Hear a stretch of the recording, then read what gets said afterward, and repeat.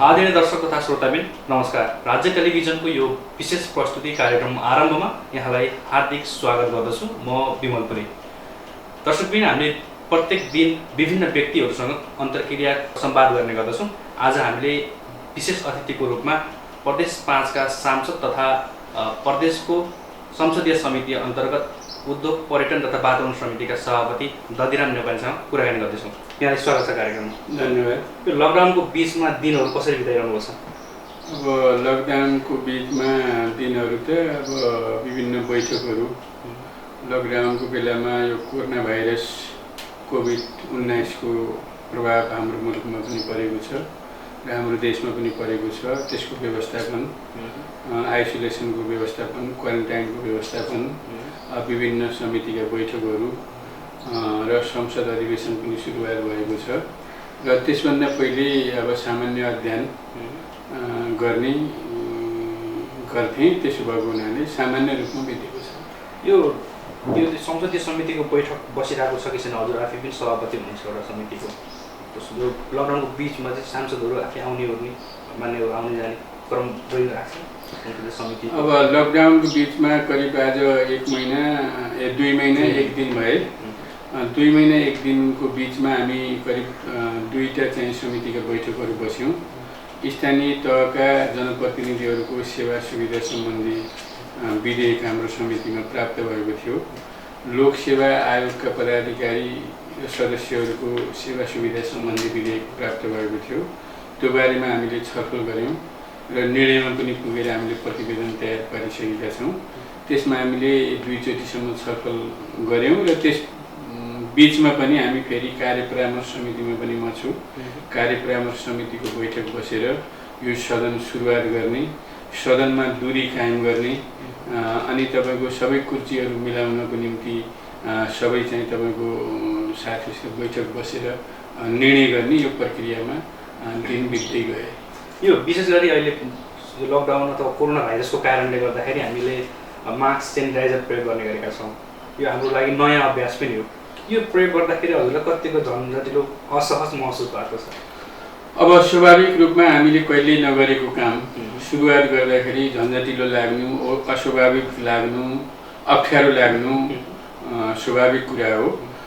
तैपनि अब यो नगरिकन सुखै छैन। त्यसो भएको हुनाले यसलाई सहजतापूर्वक, सरलतापूर्वक यसलाई ग्रहण गर्ने र व्यवहारमा लागू गर्ने र एकअर्कोसित संसर्गमा नजाने, दूरी कायम गर्ने र अब हामीले त्यसलाई चाहिँ तपाईँको चाहिँ नमस्कार गर्ने, सेनिटाइजर प्रयोग गर्ने अनि मास्क लगाउने काम यो अब सामान्य जस्तो बन्न थालेको छ। सुरुमा सबैलाई अप्ठ्यारो लागेको हुँदो हो, मलाई पनि अप्ठ्यारो लागेको थियो। अहिले यो दैनिकी बन्न पुगेको छ र यो सरल र सहज रूपमा मैले ग्रहण गरेको छु। यो विशेष गरी कोरोनाले विश्व नै आक्रान्त भएको अवस्था छ। नेपालमा पनि सबैभन्दा बढी कोरोनाको बिरामीहरू हाम्रै प्रदेशमा देखिएका छन्। यो सरल हेर्दाखेरि एउटा हजुरको दृष्टिकोणमा कोरोना भाइरसलाई चाहिँ कसरी हेर्नुभएको छ? यो कोरोना भाइरस मुख्यतः मैले आफूले बुझ्दाखेरि, मैले एउटा संश्लेषण गर्दाखेरि मैले के पाएको छु भने यो प्रथम विश्वयुद्ध र दोस्रो विश्वयुद्ध पछिको यो तेस्रो विश्वयुद्धको रूपमा मैले बुझेको छु।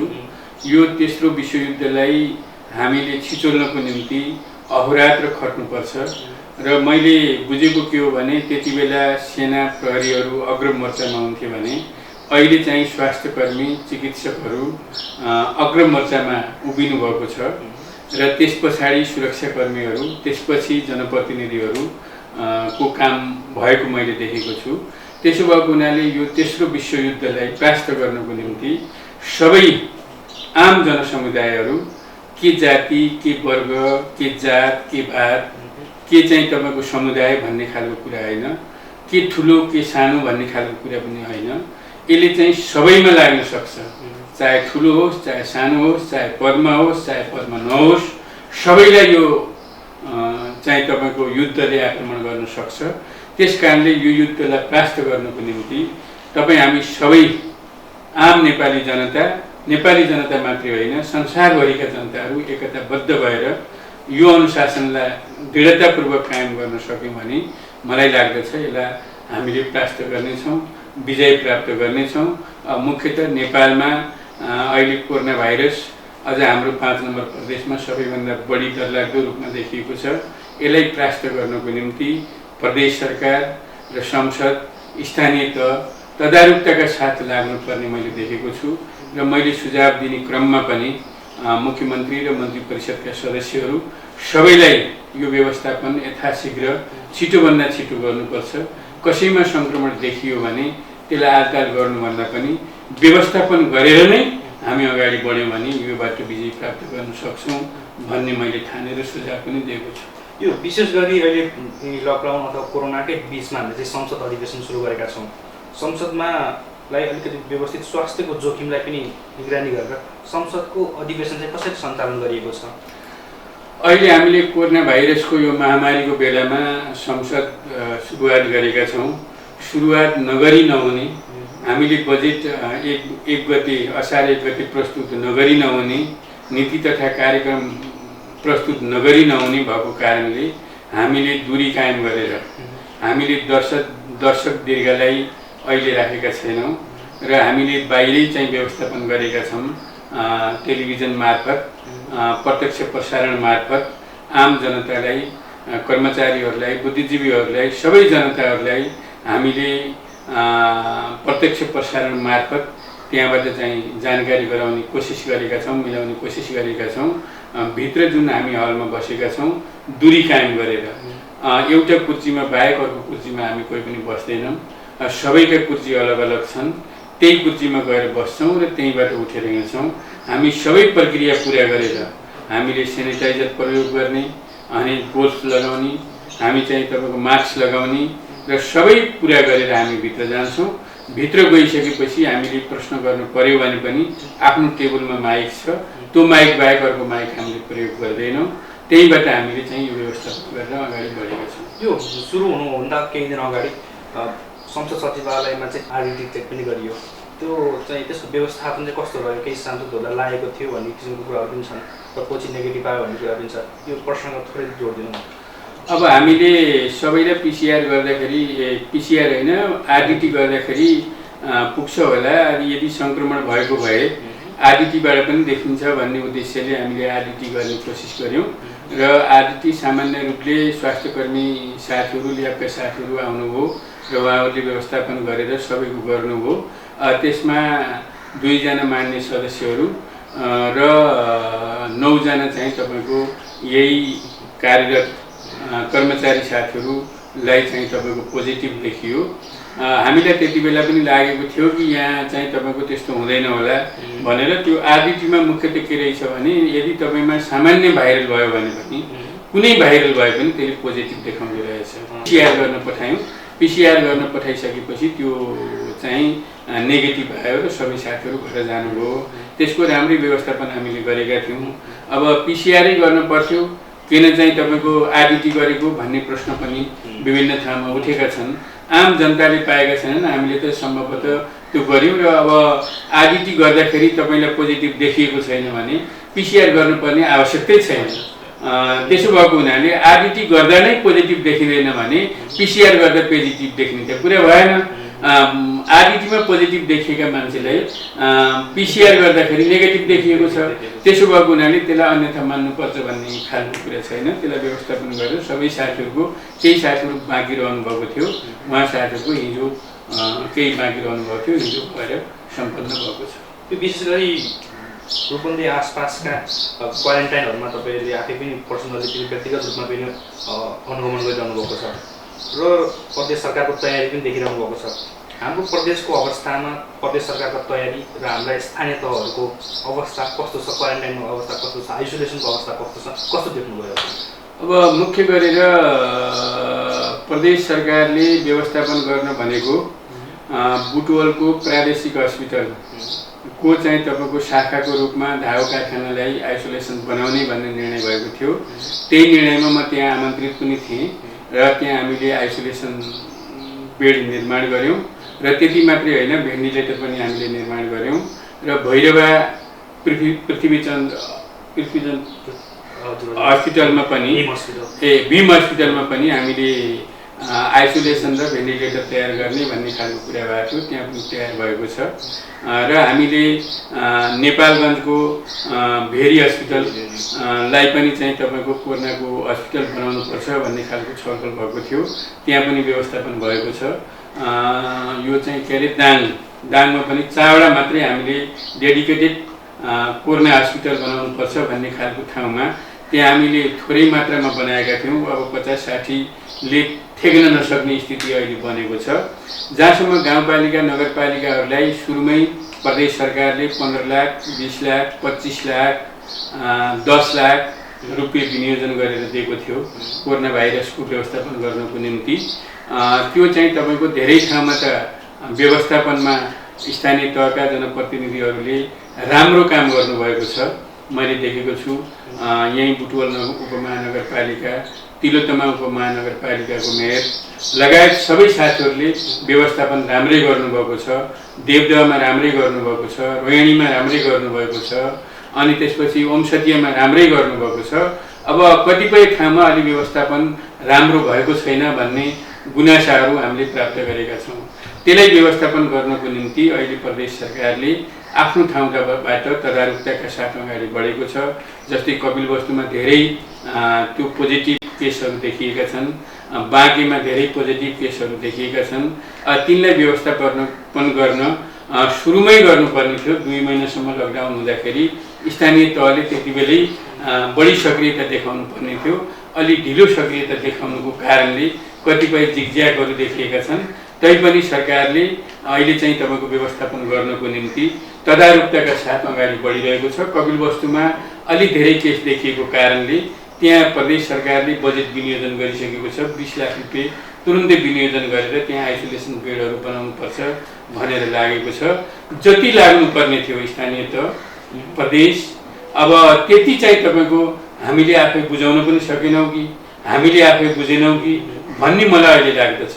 किनभने जब हामीले लकडाउन सुरु गर्नुभन्दा पहिलेदेखि सुरु गर्नुपर्ने थियो, लकडाउन भइसकेपछि यी आइसोलेसन बेड, क्वारेन्टाइन बेडहरू सबै स्कुलहरूमा, विभिन्न भवनहरूमा, चाहे होटेलमा होस्, यो चाहिँ तपाईँको सुरुवातमै गर्नुपर्ने थियो र अहिले यो देखिने थिएन। फेरि अब त्यति बेला के भएको थियो भने भारत सरकारसित नेपाल सरकारले भारतमा भएका बिमारीहरूलाई त्यहीँ व्यवस्थापन गर्ने, उसले औषधि उपचार गर्ने, नेपालमा भएका भारतीयहरूलाई हामीले गर्ने, जो जहाँ छ त्यहीँ बस्ने र त्यहीँको सरकारले गर्ने भन्ने यो चाहिँ तपाईँको समझदारी भएको हो। तर स्ट्राटेजी चेन्ज हो। अहिले पछिल्लो समय खासै सीमामा पनि रोकथाम गरेको छैन। अहिले चाहिँ तपाईँको मुख्यतः भारतले चाहिँ तपाईँको त्यो गर्दै गरेन। नेपालीहरूलाई यता पठाउने बाहेक उसले चाहिँ तपाईँको त्यो जुन औषधि उपचार गर्नुपर्ने हो त्यो नगरेर बोर्डरमा ल्याएर छोडिदिँदाखेरि अलिकति समस्या देखिएको हो। सङ्क्रमण पनि त्यसैले फैलिएको भन्ने समाचारहरू आइरहेको। त्यो सङ्क्रमण पनि त्यताबाट आउनेहरूबाट बढी फैलियो भन्ने कुराहरू छ। त्यसो भएको हुनाले अहिले हामीले तदारुकताका साथ सबै पहाडी गाउँपालिका नगरपालिकाहरूलाई व्यवस्थापन गर्नको निम्ति प्रदेश सरकारको माध्यमबाट, सङ्घीय सरकारको माध्यमबाट त्यसलाई चाहिँ यथाशीघ्र व्यवस्थापन गर्नको निम्ति निर्देशन जारी भएको छ। अब मान्छे चाहिँ सीमामा रोकिन्न कोही पनि आफ्नो स्थानीय क्वारेन्टाइनमा गएर बस्छ, आफ्नो स्थानीय पालिकाको स्थानीय क्वारेन्टाइनमा गएर बस्ने वातावरण मिलाएको छ अहिले सरकारले। भरिसकेसम्म अब चाहिँ तपाईँको त्यही गर्नुपर्छ। स्थानीय तहका जनप्रतिनिधिहरूको भनाइ पनि त्यही छ कि आफ्ना नागरिकहरूलाई आफ्नै गाउँपालिका, आफ्नै नगरपालिका, आफ्नै उपमहानगरपालिकामा लगेर प्रत्येक वडामा व्यवस्थापन गर्नुपर्दछ। यदि सिरियस बिमारीहरू देखिए भने त्यसलाई चाहिँ प्रादेशिक हस्पिटल, चाहे नेपालगञ्ज होस्, चाहे दाङ होस्, चाहे बुटवल होस्, यहाँ ल्याएर गर्ने। अरू सामान्य क्वारेन्टाइनमा राख्ने, आइसोलेसनमा राख्ने, सामान्य चेक जाँच गर्ने मान्छेहरूलाई सम्बन्धित वडा, सम्बन्धित गाउँपालिका र सम्बन्धित नगरपालिकाहरूमा गर्नुपर्दछ भन्ने खालको कुरा छलफल चलेको कारणले 1-2 दिन भए अब चाहिँ तपाईँको बोर्डरमा छटपटाइरहेका नेपालीहरूलाई अब भित्रै आफ्नै देशमा ल्याउने भन्ने व्यवस्था अगाडि बढेको छ। हिजो मात्र हाम्रो नीति तथा कार्यक्रम प्रस्तुत भएको छ। नीति तथा कार्यक्रमले चाहिँ यो कोभिडको महामारी अथवा स्वास्थ्य क्षेत्रलाई चाहिँ कति प्राथमिकता दिएको छ तपाईँको नजरमा? अब हिजो मात्रै नीति तथा कार्यक्रम प्रस्तुत भएको छ। अब करिब 1.5 घन्टा लाएर प्रदेश प्रमुखले नीति तथा कार्यक्रम वाचन गरिसक्नु भएको छ। त्यसमा गहिराईमा अहिलेसम्म मैले अध्ययन गरेको छैन, गहिराईमा अध्ययन गर्ने प्रक्रियामा छु। बिहानैदेखिबाट हिजो बेलुकीसम्म सदन भयो। बिहानदेखिबाट फेरि अरू काममा जेलिएको कारणले त्यति धेरै बुँदागत रूपमा अध्ययन त मैले गरेको छैन। मैले सरसरी हेर्दाखेरि अहिलेको अवस्थामा कोभिड-19 बाट चाहिँ तपाईँको नेपाली जनतालाई, यो प्रदेशका जनतालाई बचाउनको निम्ति प्रदेश सरकारले प्रयत्न गरेको छ भन्ने त्यही वाचनबाटै बुझ्न सकिन्छ। र जहाँसम्म यो प्रदेशलाई समृद्ध प्रदेश, खुसी जनता भन्ने नाराका साथ अगाडि बढाउने क्रममा पनि मुख्यतः कृषिमा, स्वास्थ्यमा, शिक्षामा लगानी बढाउनुपर्छ भन्ने खालको कुरा पहिलेदेखि चल्दै आएको हो र अहिले पनि त्यसलाई अलिक बढी जोड दिनुपर्छ। ध्यान त सबैमा जानुपर्छ, तर जोड केमा ध्यान केमा भन्ने खालको कुरा गर्दा अहिले जोड दिनुपर्ने कोभिड-19 र अनि तपाईँको चाहिँ नि यो कोरोना भाइरसबाट जो प्रताडित भएका छन्, बेरोजगार भएका छन्, जुन चाहिँ तपाईँको विदेशबाट आएका युवाहरूलाई रोजगारी दिनुपर्ने आवश्यकता छ। त्यसो भएको हुनाले कृषि कर्मलाई व्यवस्थित गर्ने र ती विदेशबाट आएका युवाहरूलाई रोजगारी दिनको निम्ति पहिलो चरणमा प्रदेशले सहयोग गर्नुपर्दछ भन्ने खालको कुरा नीति तथा कार्यक्रममा समावेश भएको छ। हाम्रो बजेट पनि अब लगत्तै प्रस्तुत हुन्छ। बजेट पनि कस्तो खालको बन्नु पर्ला भन्ने अरूको सोच? बजेट बन्दाखेरि अब नीति तथा कार्यक्रममा आधारित रहेर बजेट बनाउने कुरा हो। नीति तथा कार्यक्रमले कृषि, स्वास्थ्य, शिक्षालाई बढी जोड दिने भनेको छ। त्यसैमा एलोकेट गर्नुपर्छ बजेट भन्ने हामीलाई लाग्दछ र हामी अझै छलफल पनि गर्दैछौँ। पर्सि निकर्सी हामी छलफल गर्छौँ र छलफललाई केन्द्रित गर्ने भन्दा अहिले मलाई लागेको कुरा, यो सामूहिक कुरा भन्दा पनि मलाई लागेको कुरा के हो भने पहिलो कुरा स्वास्थ्य क्षेत्रलाई सुदृढ बनाउनुपर्छ।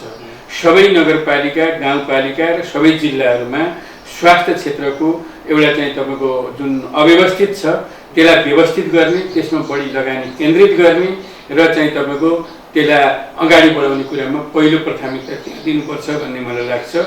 दोस्रो चाहिँ हामीले कृषि क्षेत्रलाई जो बाँझो जमिनहरू थिए तिनलाई व्यवस्थित गर्ने र तिनलाई चाहिँ तपाईँको त्यहाँ जति चाहिँ तपाईँको उनीहरूले मेहनत गरेका छन्, त्यहाँ चाहिँ तपाईँको उत्पादन गर्छन्, त्यो उत्पादनको आधारमा उनीहरूलाई अनुदान दिने। सरकारले सुरुमा अब कसैको केही नहोला, सुरुमै चाहिँ तपाईँको केही लगानी गरेर त्यतातिर चाहिँ आकर्षित गर्ने खालको वातावरण सिर्जना गर्नुपर्छ भन्ने मलाई लाग्दछ। जहाँसम्म अहिले अब यो बजेटमा अब यो करिब 2 महिना भए, अझै कति दिन जाने हो। यो लकडाउनको समयमा थुप्रै उद्योग व्यवसायहरू र यातायात व्यवसायहरू मर्कामा पर्नु भएको छ। उहाँहरूलाई पनि सम्बोधन गर्नुपर्दछ भन्ने मलाई लाग्दछ। त्यति मात्रै होइन, अहिले गरिबीको रेखामुनि रहेका जनताहरूले बिहान बेलुकी खान पाइरहेका छैनन्, त्यसलाई पनि व्यवस्थापन सरकारले गर्नुपर्छ। यी नागरिक भनेका सबै सरकारका हुन्, सरकार अभिभावक हो। सरकारले अभिभावकत्व ग्रहण गर्नुपर्छ र सबैलाई चाहिँ तपाईँको चाहिँ नि अभिभावकत्व ग्रहण गरेर राहत, पुनर्स्थापना, व्यवस्थापन सबै कुरामा ध्यान दिनुपर्छ भन्ने मलाई लाग्दछ। त्यो विशेष गरी अहिले लकडाउनकै कारण अथवा कोरोना महामारीकै कारणले गर्दा पर्यटन क्षेत्र तहस नहस अवस्थामा छ। सम्पूर्ण होटल व्यवसायहरू बन्द अवस्थामा छन्। तपाईँ पर्यटन समितिको सभापतिको हिसाबले पनि तपाईँको कस्तो सुझावहरू दिइरहनु भएको छ प्रदेश सरकारलाई पर्यटन क्षेत्रको सन्दर्भमा? अब मुख्यतः म पर्यटन समितिको सभापति पनि भएँ।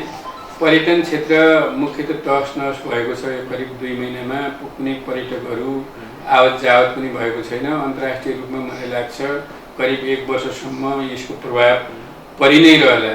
त्यसो भएको हुनाले पर्यटन क्षेत्रमा लागेका व्यवसायीहरूलाई सरकारले राहत र अनुदान दिनुपर्दछ। उनीहरूलाई संरक्षण गर्नुपर्दछ। यदि उनीहरूलाई संरक्षण गर्न सकेनौँ भने फेरि हामीले यो कोभिड-19बाट विजय प्राप्त गऱ्यौँ भने पनि विदेशी नागरिकहरूलाई आकर्षण गर्ने, ती होटलहरूको व्यवस्थापन गर्ने। अहिले अरबौँको लागतमा कैयौँ तारे होटलहरू सम्पन्न भएका छन्। त्यहाँका कर्मचारीहरू ती सबैलाई व्यवस्थापन गर्नुपर्छ। ती सबैलाई चाहिँ तपाईँको सरकारले कहीँ न कहीँ सम्बोधन गर्नुपर्दछ भनेर हामीले केन्द्रमा पनि सुझावहरू दिएका थियौँ। मलाई लाग्छ अस्तिको नीति कार्यक्रममा केही कुराहरू सम्बोधन भएका छन्, यहाँ पनि केही कुराहरू सम्बोधन भएका छन्। अब त्यसलाई व्यवहारमा लागू गर्नको निम्ति बजेटमा प्रस्तुत गर्ने कुरा हो। बजेटमा प्रस्तुत गर्ने कुरामा पर्सि 15 गते केन्द्रको बजेट प्रस्तुत हुन्छ। त्यसबाट के कति सम्बोधन हुन्छ, बाँकी रहेका प्रदेशले सम्बोधन गर्ने कुराहरू हामीले यहाँ प्रदेशबाट होटल व्यवसायी, पर्यटन व्यवसायी, यातायात व्यवसायी, उद्योगी, व्यापारी सबै हाम्रो क्षेत्रमा पर्ने नागरिकहरूलाई हामीले चाहिँ तपाईँको प्रदेश सरकारको माध्यमबाट, प्रदेश बजेटको माध्यमबाट सम्बोधन गर्नुपर्दछ भनेर सुझाव सल्लाह दिइरहेका छौँ र अझै पनि हामीले हाम्रा ठाउँमा दृढतापूर्वक यिनी कुराहरू राख्नेछौँ। यो विशेष गरी उद्योग अथवा यति बेला जुन राष्ट्रिय गौरवका आयोजनाहरू छन् र यी आयोजनाहरू सञ्चालनका लागि चाहिँ सरकारले सञ्चालन गर्ने भनेर चाहिँ भनेको छ। यही सन्दर्भमा रूपन्देहीका केही नदी क्षेत्रहरूमा सरकारले चाहिँ टेन्डर खोलेर नदी उत्खनन पनि जारी गरेको छ। यही बिचमा फेरि एउटा समाचार सामग्रीहरू कस्तो प्रस्तुत भइरहेको छन् अथवा सामाजिक सञ्जालमा देखिन्छ भने अनावश्यक रूपमा नदी दोहन भइरहेको छ भन्ने किसिमका कुराहरू पनि आएका छन्। यो विषयलाई कसरी हेर्नुभएको छ? अब यो विषयलाई पनि हामीले गम्भीरतापूर्वक लिएका छौँ। तपाईँको यो मिडिया मार्फत तपाईँले सोधिहाल्नुभयो। यो कुरा हामीले गत वर्ष पनि तदारुकताका साथ उठाएका थियौँ र अहिले पनि हामीले कयौँ ठाउँमा नदी दोहनहरू भएका छन्, चोरी निकासीहरू भएको छ, नदीजन्य पदार्थ मात्रै होइन काठ तस्करी भएको छ भन्ने खालको कुराहरू हामीले थाहा पाएका थियौँ। थाहा पाइसकेपछि हामीले मन्त्री परिषदका सदस्यहरू, सम्बन्धित मन्त्रालय, मुख्यमन्त्री र सबै निकायहरूमा यो भएको छ भन्ने खालले सूचना प्रवाह गरेका छौँ। यसलाई यथाशीघ्र रोक्नुपर्दछ। जहाँसम्म राष्ट्रिय गौरवका आयोजनाहरूलाई सम्पन्न गर्नको निम्ति केन्द्र सरकारले जुन चाहिँ तपाईँको योजना बनाएको छ त्यसलाई टाइटली त्यसलाई चाहिँ सामग्रीहरू उपलब्ध गराउने, त्यसलाई चाहिँ तपाईँको नदीजन्य पदार्थ उपलब्ध गराउने कुरामा हामीले चोरी निकासी गरेर होइन, एउटा वैधानिक बाटोबाटै हामीले त्यसलाई चाहिँ सबै व्यवस्थापन गर्नुपर्दछ र ती राष्ट्रिय गौरवका आयोजनाहरूलाई पनि सम्पन्न गर्ने दिशामा हामी अगाडि बढ्नुपर्दछ भन्ने नै हो हाम्रो दृष्टिकोण। यो विशेष गरी पछिल्लो समय चाहिँ राष्ट्रिय गौरवको आयोजना यी आयोजना सञ्चालन गर्ने नाममा चाहिँ अनियमितता भयो भन्ने प्रश्नहरू त्यस्ता प्रश्नहरू आम जनताबाट कयौँ ठाउँबाट प्रश्नहरू उठेका छन्। ती प्रश्नहरूको निराकरण गर्नको निम्ति प्रदेश सरकारलाई हामीले अनुरोध गरेका छौँ र यसलाई चाहिँ छिटोभन्दा छिटो चाहिँ तपाईँको एउटा नियमन गर्नुपर्दछ, यसलाई निगरानी गर्नुपर्दछ, एउटा कानुनी दायरामा ल्याउनु पर्दछ। त्यसो गरेर हामीले देशलाई विकास गर्न सक्दैनौँ भन्ने खालको कुरा हामीले राखेका छौँ। यो विशेष गरी समितिले पनि छलफल गर्छ र सरकारलाई निर्देशन पनि दिने गरेको छ। तर सरकार समितिको निर्देशन पनि सरकारले पालना नगरेको, सम्बन्धित मन्त्रीले पालना नगरेको भन्ने प्रसङ्गहरू पनि छन्। यो विषयलाई चाहिँ कसरी दिनुभएको छ? अब मुख्य गरेर यहाँलाई थाहा नै छ, कार्यपालिका, न्यायपालिका र व्यवस्थापिका, हामी व्यवस्थापिका हौँ। हामीले कानुन निर्माण गर्ने हो। कानुन बनाउँदाखेरि टाइटली हामीले सम्बन्धित क्षेत्रका महानुभावहरूसित छलफल गरेर हामीले कानुन निर्माण गर्ने गरेका छौँ। कानुनमा कहीँ कतैबाट त्यसो नहोस् भनेर चाहिँ हामीले कोसिस गरिरहेका छौँ र हामीले चाहिँ तपाईँको कानुन बनाइसकेपछि सम्बन्धित मन्त्रालय र मन्त्री परिषदलाई हामीले सुसूचित गर्ने र यही समस्याहरू देखिएका छन्, यी समस्याहरूलाई यथाशीघ्र सम्बोधन गर्नुहोस् भन्ने हाम्रो काम हो। अब गर्ने त्यसलाई व्यवहारमा लागू गर्ने भनेको फेरि कार्यपालिकाले हो। कार्यपालिका भनेको स्थानीय तह हो, प्रदेश सरकार हो, सङ्घीय सरकार हो, संसदहरू कार्यपालिका होइनन्। अब यहाँ बुझाइमा के छ भने कुनै क्षेत्रबाट निर्वाचन जितिसकेपछि सबै उसैले गर्नुपर्छ भन्ने हाम्रो अहिले नेपालको मान्यता छ र त्यही खालले बुझिरहेका छन् जनताले पनि। तर चाहिँ तपाईँको के हो भने त्यहाँबाट निर्वाचित भइसकेपछि सबै मन्त्री त हुँदैनन्। त्यसो भएको हुनाले त्यो कानुन बनाउनको निम्ति जनताले निर्वाचित गरेका हौँ। अनि त्यसो भएको हुनाले हामीले चाहिँ तपाईँको ती कानुन बनाउने कुरामा अलि चनाखो बनेका छौँ र सुझाव दिने कुरामा पनि हामीले चाहिँ तपाईँको प्रतिवेदन बुझाएका छौँ बेला मौकामा अनुगमन गरेर। तर कारवाही गर्ने हाम्रो अधिकारको कुरा होइन, त्यो त सम्बन्धित चाहिँ तपाईँको कार्यालयको अधिकारको कुरा हो। ती कार्यालयहरूमा चोरी निकासी भएका कुराहरू, अनियमितता भएका कुराहरू, काम चाहिँ तदारुकताका साथ अगाडि नबढेका कुराहरू, कर्मचारीहरूको व्यवस्थापन नभएका कुराहरू, यी सबै कुराहरू हामीले लिखित रूपमा प्रतिवेदनसहित सम्बन्धित मन्त्रालयमा र सम्बन्धित चाहिँ तपाईँको व्यक्तिहरूलाई भेटेर पनि हामीले यी कुराहरू राखेका छौँ। उहाँहरूले कतिको पालना गर्नुहुन्छ त समितिको निर्देशन अथवा समितिले भनेको? अब समितिको निर्देशन, समितिको निर्णय र प्रतिवेदनलाई पालना गर्ने कुरामा कतिपय कुराहरूमा पालना गर्नुभएको छ, कतिपय कुराहरूमा अब अहिले चाहिँ तपाईँको साँच्चै भन्नुहुन्छ भने यो कार्यान्वयन गर्ने थलो भनेको आफूसित चाहिँ तपाईँको एक्सर्साइज गर्ने भनेको मुख्यतः चाहिँ तपाईँको प्रहरी निकाय अहिले हाम्रो मातहतमा आइसकेको छैन, कानुन बनिसकेको छैन, केन्द्रले बनाइसकेको छैन। अब त्यसो भएको हुनाले कतिपय कुराहरू त्यहाँ समस्या छन् भनेर उहाँहरूले भन्नुभएको छ। माथि केन्द्र सरकारले पनि अब तपाईँको चाहिँ नि कैयौँ ठाउँमा कारबाहीहरू अगाडि बढेका छन्, कैयौँ मान्छेहरूलाई कारबाही भएको छ। कारबाही हुँदाहुँदै पनि मान्छेमा कस्तो भयो भने मैले चाहिँ तपाईँको राम्रो कामभन्दा पनि नराम्रो काममा बढी मान्छेहरू आकर्षित हुने खालको वातावरण देखिन्छ। त्यसो भएको हुनाले त्यसलाई रोक्नलाई हामीले प्रयत्न जारी गरेका छौँ। अब धेरै कुराहरू हामीले चाहिँ अब कहाँ कहाँ लागू भएनन् भन्ने खालको कुरा हामीले एक दुईचोटि अनुगमनमा जाने हेर्ने, अनि तपाईँको हामीले त्यहाँ कारबाही गर्न सक्दैनौँ, हामीले त्यो सुझाव ल्याएर लिपिबद्ध गर्छौँ र मन्त्रालयमा बुझाउँछौँ। फेरि हामी दिनकै जाने कुरा त भएन, मान्छेले प्रश्न उठाउँछन्, प्रश्न उठाउँदाखेरि हामीले त्यो कुरा भनेका छौँ। तर धेरै कुराहरू अहिले चाहे सङ्घीय सरकारको कुरा होस्, चाहे स्थानीय सरकारको कुरा होस्, चाहे प्रदेश सरकारको कुरा होस्, कतिपय कुराहरू व्यवहारमा लागू नभएको कुरा देखिन्छ। यो विशेष गरी हाम्रै मान्यहरूले पनि संसदमा तथा विभिन्न समितिहरूको बैठकमा पनि आफ्नो अस्तित्व खोजिरहेको देखिन्छ। हाम्रो लेभल कुन हो, हामी के गर्छौँ, अथवा हाम्रो हैसियत के हो भन्ने किसिमका आफ्नो अधिकार क्षेत्रहरू खोजेको देखिन्छ। यो पछिल्लो समयको जुन प्रदेश सरकार, 3 तहका सरकार बिचको एउटा सन्तुलन नमिलेको हो कि जिल्ला प्रशासन कार्यालय सिडिओसँगका असमझदारीहरू प्रदेश सरकारको धेरै देखिन्छन्। यसलाई मिलाउन के गर्नु पर्थ्यो र हाम्रो अवस्था के छ अहिले जुन 3 तहको सरकारको कोर्डिनेसन समन्वयको बाटोमा? अब मुख्यतः हामी यो सङ्घीय संरचना हामीले बनाइसकेपछि, प्राप्त गरिसकेपछि अब यहाँ बुझाइमै समस्या छ अहिले। अब स्थानीय तहको जनप्रतिनिधिहरूले मभन्दा ठुलो कोही पनि होइन भन्ने ठान्ने, प्रदेश सरकारका मन्त्रीहरूले मभन्दा ठुलो कोही पनि होइन भन्ने ठान्ने, प्रदेशका मान्य सदस्यहरूले पनि म धेरै ठुलो मान्छे हुँ भन्ने ठान्ने, सङ्घीय सांसदहरूले पनि त्यही ठान्ने, र सबैले कसैले कसैलाई चाहिँ तपाईँको मभन्दा तल छ, मैले भनेको मान्नु पर्दछ भन्ने भन्दा पनि सबै थोक म हुँ भन्ने खालको जुन दम्भ, घमण्ड, आत्मकेन्द्रित व्यक्तिवाद भन्छ त्यसलाई, त्यही कारणले अलिकति समस्याहरू देखिएका छन्। त्यसलाई चाहिँ तपाईँको निराकरण गर्न तुरुन्तै हामीले चाहिँ तपाईँको संविधान जारी गरेका 4 वर्ष भए, हामीले प्रदेश सरकार निर्माण गरेका करिब 2 वर्षको 4 महिना जति कति भए, अनि अब यो चाहिँ यति छिटै चाहिँ सबै चाहिँ तदारुकताका साथ व्यवस्थित हुन्छ भन्ने मलाई लाग्दैन थियो पहिल्यै पनि, अहिले पनि मलाई लागेको छैन।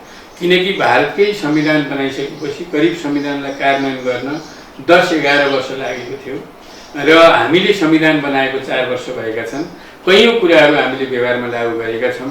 सङ्घीयतालाई व्यवस्थापन गर्ने कुरा, 3 तहको सरकार निर्माण गर्ने कुरा, निर्वाचन सम्पन्न गर्ने कुरा, जाति, क्षेत्र, लिङ्ग, समुदायलाई चाहिँ तपाईँको सम्बोधन गर्ने कुरा, यो संविधानले अगाडि बढिरहेको छ, कार्यान्वयनको दिशामा अगाडि बढिरहेको छ। तर सबै कुराहरू अझै व्यवस्थित भएनन् भनेर जनताले चासो राख्नु, चिन्ता राख्नु स्वाभाविक कुरा हो। तर पनि यसलाई चाहिँ तपाईँको केही समय अझै कर्मचारीहरू समायोजन भएर सबै व्यवस्थापन भएको छैन, सबै ठाउँमा फिल भएको छैन, अनि बाँकी छ। अहिले चाहिँ तपाईँको कैयौँ चाहिँ तपाईँको मान्छेहरूको बुझाइको चाहिँ तपाईँको समस्या छ। मैले चुनाव जितिसकेपछि त क्याकेट नभए भन्ने छ, म समानुपातिक सदस्य भइसकेपछि त क्याकेट नै के हुने हो र? केही पनि होइन। काम गर्ने हो, काम गर्ने मान्छेलाई निर्वाचन जितोस् निर्वाचन नजितोस् सधैँ जनताको बिचमा हुन्छ र जनताका समस्याहरूलाई सम्बोधन गर्नको निम्ति उसले प्रयत्न जारी राखिरहेको छ। यहाँ चुनाव जितिसकेपछि म सबैभन्दा ठुलो मान्छेमा मैले भनेको मान्नुपर्छ भन्ने होइन। मैले भनेको मान्ने भनेको त तपाईँले भनेको मैले माने भने तपाईँले मैले भनेको मान्ने हो, मैले भनेको त तपाईँले भनेको मैले मानिनँ भने तपाईँलाई पनि मान्न कुनै जरुरी छैन। स्वतन्त्रता भनेको त्यही हो। त्यसो भएको हुनाले यहाँ जनप्रतिनिधि हुँदैमा सबै कुरा मान्नुपर्छ भन्ने खालको कुरा होइन। तर चाहिँ तपाईँको चाहिँ यसको प्रोटोकल, यसका निर्णयहरू, यसका चाहिँ तपाईँको चाहिँ विधि प्रक्रियाहरूलाई चाहिँ तपाईँको कैयौँ मान्छेहरूले अझै बुझेका छैनन्। अब हामीले चाहिँ तपाईँको हिजो भन्यौँ जाति, क्षेत्र, लिङ्ग सबैलाई राज्य सत्तामा सहभागी बनाउने भनेर हामीले नारा लगायौँ। करिब चाहिँ तपाईँको 70 वर्षसम्म नारा लगायौँ। हामीले गणतन्त्रको नारा 70 वर्षसम्म लगायौँ। हामीले 70 वर्षपछि बल्ल प्राप्त गऱ्यौँ। अहिले हामीले जुन कुरा भनिरहेका छौँ अहिले भर्खरै प्राप्त हुने कुरा होइन, यो बुझाइको समस्या हो। आज बोलेपछि भोलि किन गरिनुहोस् भनेर भएन नि त। यसलाई कर्मशः अगाडि बढाउँदै जाने हो। तपाईँले हेर्नुभयो भने चाहे तपाईँले चाइनालाई हेर्नुहोस् चाहे भारतलाई हेर्नुहोस्, नजिकबाट हेर्दा हाम्रा छिमेकी दुईटा मुलुक भए। भारतमा स्वतन्त्रता भएको करिब 70-71 वर्ष भयो। 70-71 वर्षमा अझै पनि व्यवस्थापन भएको छैन।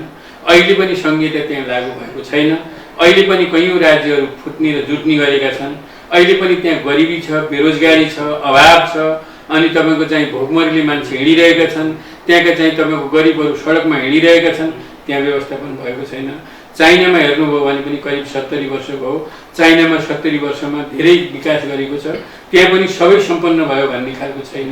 त्यसो भएको हुनाले यो चाहिँ तपाईँको गणतन्त्र प्राप्त हुँदैमा, अधिकार प्राप्त हुँदैमा, स्वतन्त्रता प्राप्त हुँदैमा सबै कुराहरू सम्बोधन हुन्छन् भन्ने मलाई लाग्दैन। त्यसलाई कर्मशः त्यसका जनप्रतिनिधिहरूको इच्छा शक्ति भयो भने, इच्छा शक्ति चाहिन्छ, त्यो प्राप्त भएर मात्रै हुँदैन, त्यो सिटमा गएर मात्रै हुँदैन, उसको इच्छा शक्ति भयो भने बल्ल प्राप्त हुने हो। त्यसो भएको हुनाले चाइनाको इच्छा शक्ति भयो। चाइना धेरै अगाडि बढिसक्यो। अहिले हेर्नुहुन्छ भने संसारको सबैभन्दा 1 नम्बर देशमा पर्छ होला अब। अनि तपाईँको चाहिँ त्यति बेलै भारत पनि स्वतन्त्रता भएको। भारतमा पनि करिब 1 अरब 30-35 करोड जनसङ्ख्या छ। त्यसको भन्दा बढी चाइनामा छ। अब भारतले चाहिँ तपाईँको केही बाटाहरू बनायो, केही चाहिँ तपाईँको चाहिँ रकमहरू छन्, केही सहरहरू व्यवस्थित छन् भनेर त भएन नि त। अहिले तपाईँ नौतुनामा जानुहोस्, अहिले तपाईँ महाराजगञ्ज जानुहोस्, त्यहाँ व्यवस्थापन छैन। अहिले पनि टोयलेटको व्यवस्थापन छैन। त्यसो भएको हुनाले हाम्रो इच्छा शक्ति भयो भने हामीले छिटै यो देशलाई समृद्धिको दिशामा अगाडि बढाउन सक्छौँ। यो देशका जनतालाई, युवाहरूलाई सबैलाई रोजगारी बनाउन सक्छौँ र विदेशमा गएका युवाहरूलाई पनि यहाँ आकर्षित गर्न सक्छौँ। यदि हामीमा इच्छा शक्ति भएन भने हामी जनप्रतिनिधिहरू जो पदमा बस्ने मान्छे छ, जसले चाहिँ कार्यकारी भूमिका खेल्छ, त्यसले चाहिँ तपाईँको चाहिँ नि कमसेकम इच्छा शक्ति जाहेर गरेन भने त्यो कहिले पनि हुँदैन। तपाईँले अहिले हेर्नुभयो लिम्बूले कालापानी, लिम्बुवाधुरा अहिले हामी बिचमा अन्तर्राष्ट्रिय पनि छौँ। विशेष गरी राष्ट्रिय तथा अन्तर्राष्ट्रिय विषयले चर्चा पाइरहेको विषय लिपुले र कालापानीको विषय छ। अब राष्ट्रिय सरकार अथवा केन्द्रीय सरकारले त हाम्रो यो किसिमको घोषणा पनि गर्यो। कालापानी जोडिएको नक्सा पनि सार्वजनिक गर्यो। एउटा विडम्बना म थोरै तपाईँलाई जोड्छु। हाम्रो प्रदेश नम्बर 5 को प्रदेश सभाभित्र जुन नेपालको नक्सा छ त्यसमा पनि कालापानी छैन। त्यस दरलाई पनि हामी सुधार गर्नुपर्नेछ। यो विषयलाई अहिले जुन राष्ट्रिय इस्यु र राष्ट्रिय विषय बनेको छ यसलाई चाहिँ कसरी समाधान गर्न सकिन्छ, हाम्रो कूटनीतिक पहल कस्तो हुनु पर्ला भन्ने थोरै जानकारी गराइदिनु जुन भारतसँग चाहिँ हाम्रो जुन विवादको विषयमा। ठिक छ, तपाईँले भनिहाल्नुभयो। मैले सुरु गर्दै थिएँ। मुख्यतः अब यो इच्छा शक्तिको कुरा हो। हरेक कुरा चाहिँ तपाईँले घर परिवार कस्तो बनाउने तपाईँको इच्छा शक्तिमा भर पर्छ। तपाईँले यो समाजलाई कता लैजाने, त्यो जसले नेतृत्व गर्छ त्यसले त्यो समाजलाई त्यता लान सक्छ।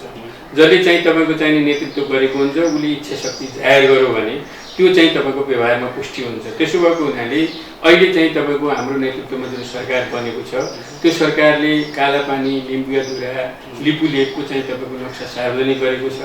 सार्वजनिक गरिसकेपछि अहिले चाहिँ तपाईँको सदनमा संविधान संशोधन गर्नको निम्ति चाहिँ तपाईँको विधेयक प्रस्तुत गरिसकेको छ। त्यसो भएको हुनाले त्यो इच्छा शक्ति भएर नगरे हो। इच्छा शक्ति नभएको भए हुन्थेन। अहिलेसम्म थुप्रै प्रधानमन्त्रीहरू भए, थुप्रै चाहिँ तपाईँको सरकारहरू आए र अहिले चाहिँ तपाईँको बहुमतको सरकार भने पनि योभन्दा पहिले गिरिजाप्रसाद कोइराला प्रधानमन्त्री हुँदा बहुमतको सरकार थियो। त्यहाँभन्दा पहिले कयौँ बहुमतका सरकारहरू थिए।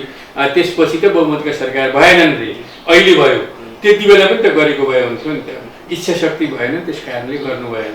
अहिले इच्छा शक्ति जाग्यो। इच्छा शक्ति जागेको कारणले सरकारले चाहिँ तपाईँको त्यो व्यवहारमा लागू गर्ने कोसिस गर्दैछ। अहिले भर्खरै चाहिँ तपाईँको चाहिँ नक्सा सार्वजनिक भएको छ। त्यसको चाहिँ तपाईँको संविधानमा उल्लेख भएको छैन।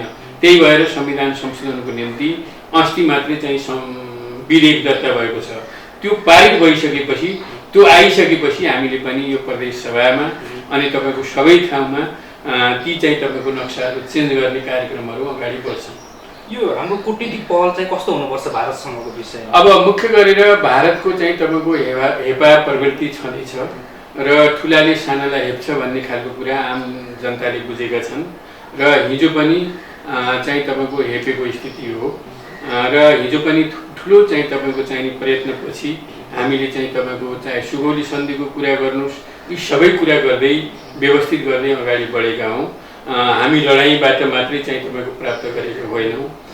त्यसो भएको हुनाले अहिले पनि जुन चाहिँ तपाईँको हाम्रो भूभाग छ त्यो भूभागलाई मिच्ने कुरा भारतले गर्न हुँदैन र उसले चाहिँ तपाईँको एउटा चाहिँ तपाईँको हेपा प्रवृत्ति जुन देखाइरहेको छ अहिले भारतीय मिडियाहरूले चाहिँ तपाईँको जुन नेपालमाथि आक्रमण गरिरहेका छन् त्यो चाहिँ प्रोपगन्डा मचाइरहेका छन् त्यो चाहिँ तपाईँको त्यसको अन्त्य गर्नुपर्छ वार्ताको टेबलमा बस्नुपर्छ वार्ताको टेबलमा बसिसकेपछि जति पनि नेपालका सुगौली सन्धिमा चाहिँ तपाईँको निर्णय भएका कुराहरू छन् त्यसलाई व्यवहारमा लागू गर्नको निम्ति भारत तयार हुनुपर्छ हामीले चाहिँ संयमित तरिकाले कसैले आक्रमण गर्ने भन्दा पनि संयमित तरिकाले भारत सरकारसित छलफल गरेर भारत सरकारसित चाहिँ तपाईँको वार्ता गरेर कूटनीतिक वार्ता गरेर प्रयास गरेर त्यो चाहिँ तपाईँको भूभाग हाम्रो मातहतमा ल्याउनु पर्दछ र अहिले पनि हाम्रै मातहतमा छ उसले बाटो बनाए पनि त्यहाँका नागरिकहरू हाम्रा नागरिक हो भारतका नागरिक होइन त्यहाँका नागरिकले नेपाललाई तिरेका छन्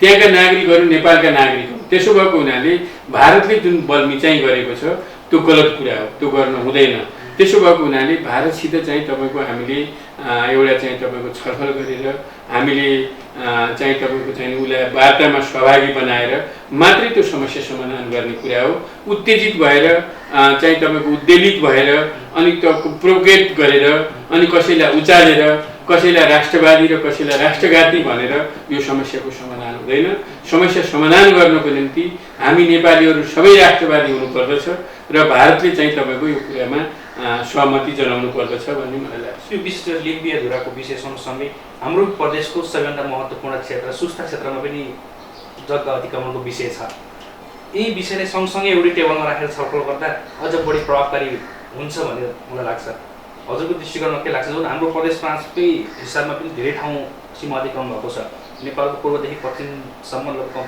52-53 ठाउँमा अतिक्रमण भएको छ भन्ने छ यी अतिक्रमित जग्गाको विषयमा पनि हामीले भारतसँग छलफल गर्न कति आवश्यक छ भारतसँग छलफल गर्न मुख्यतः लिम्पुवाधुरा कालापानी लिपुलेक मात्रै होइन थुप्रै ठाउँमा भारतले बलमी चाहिँ गरेको छ थुप्रै ठाउँमा सन्धिबाट प्राप्त अधिकारहरूलाई खोज्ने कोसिस गरेको छ त्यसो भएको हुनाले चाहे 52-53 ठाउँको कुरा होस् सबै ठाउँमा यही बेलामा हामीले टेबलमा यी सबै कुराहरू लिएर आएर छलफल गरेर टुङ्गो लगाउनु पर्दछ विशेष गरी भारतको के देखिन्छ भने जहाँ जहाँ मानिसहरूको बसोबास छैन त्यहाँ सीमा अतिक्रमण गर्ने मानिसहरू बसोबास भएको क्षेत्रमा नदीलाई रोकेर डुबान गराइदिने बर्खाको समयमा यस्तो किसिमको विभिन्न किसिमका जटिल समस्याहरू चाहिँ नेपाललाई दिनै रहेको छ यसलाई हामीले एउटा कूटनीतिक तौरबाट दीर्घकालीन रूपमै समाधान हुने किसिमको एउटा समाधान खोज्न कतिको आवश्यक त्यो कूटनीतिक माध्यमबाट दीर्घकालीन रूपको समस्या समाधान गर्नको निम्ति प्रयत्न जारी गर्नुपर्छ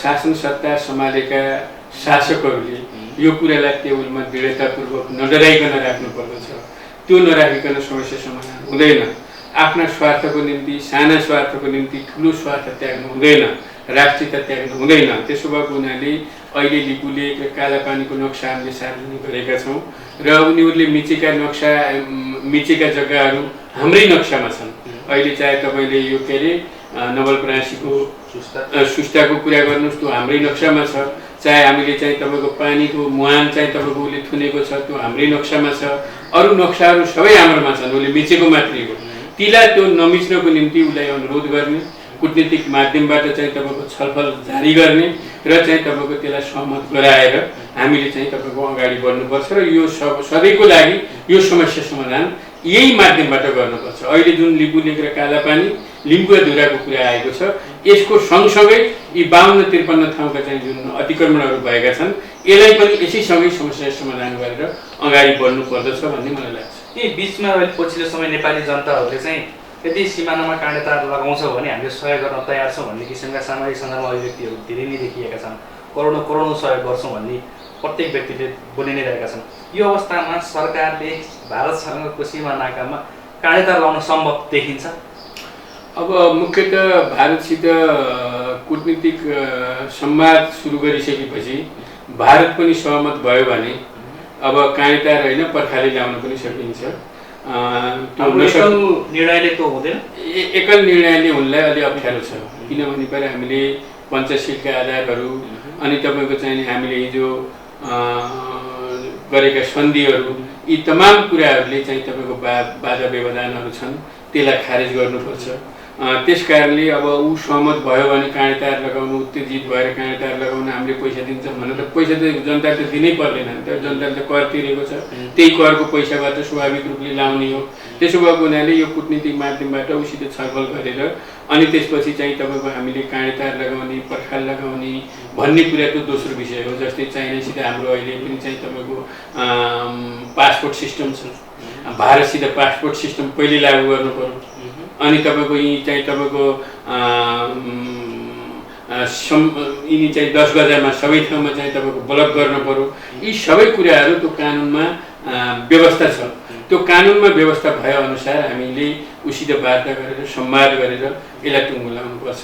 नत्र चाहिँ तपाईँको हामी उद्वेलनमा आएर आवेशमा आएर अहिले भर्खरै काँडे तार लगाएर समस्या समाधान हुने कुरा होइन। अहिले पनि वडा अध्यक्षले लगाएको प्रसङ्गलाई चाहिँ धेरै बढी सामाजिक सञ्जालमा बढी भाइरल भएको छ। जुन 4-5 किलोमिटरको भूभागमा उहाँले काँडे तार लगाउनु भएको छ। यस्तै प्रदेश 5मा मात्र लगाउन सम्भव छैन। अब यो अन्तर्राष्ट्रिय सिमानाको कुरा हो। प्रदेश 5ले उहाँले लगाउनु भयो, त्यो चाहिँ तपाईँको बस्ती नजिक भएको कारणले पारीको वारी आउने भएर अहिले भर्खर ल्याउनु भएको हो। अब त्यसो भएको हुनाले अहिले चाहिँ तपाईँको प्रदेश 5को विषय यो होइन, यो विषय केन्द्रको विषय हो। केन्द्रले अन्तर्राष्ट्रिय विषय भएको कारणले अन्तर्राष्ट्रिय सिमानाहरू सबै चाहिँ तपाईँको केन्द्रले गर्ने खालको कुरा हो, हामीले सुझाव मात्र दिने कुरा हो।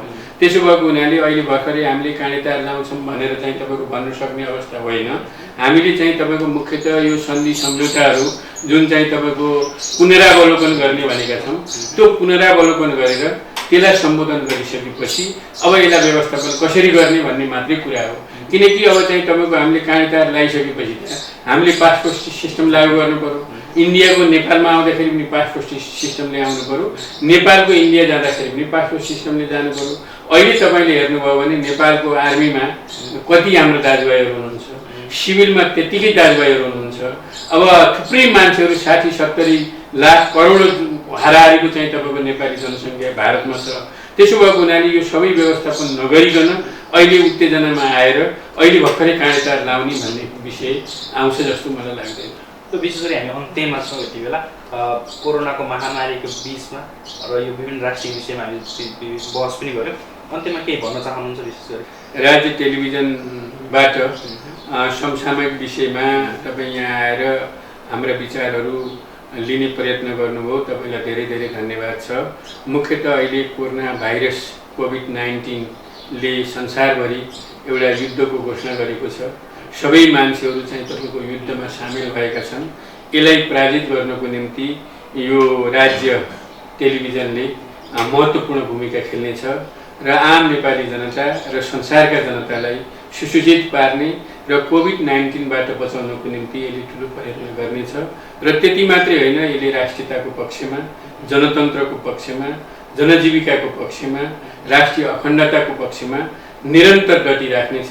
मैले यो टेलिभिजनलाई हार्दिक शुभकामना दिन चाहन्छु, यसको उत्तरोत्तर प्रगतिको कामना गर्न चाहन्छु र यसले चाहिँ राष्ट्रियताको पक्षमा निरन्तर लडिरहोस् भन्ने शुभकामना व्यक्त गर्दछु। हस्, धन्यवाद। दर्शकबिन, आज हामीले विभिन्न विषयमा कुराकानी गऱ्यौँ, विशेष गरी कोरोना महामारी, प्रदेश 5 र सँगसँगै राष्ट्रिय अन्तर्राष्ट्रिय विषयको जुन हाम्रो सीमा विवादको विषय छ योसँग पनि हामी जोडिएर कुराकानी गऱ्यौँ। आजलाई राज्य टेलिभिजनको प्रस्तुति यति नै। अर्को नयाँ एपिसोडमा भोलि उपस्थित हुने नै छौँ। नमस्कार।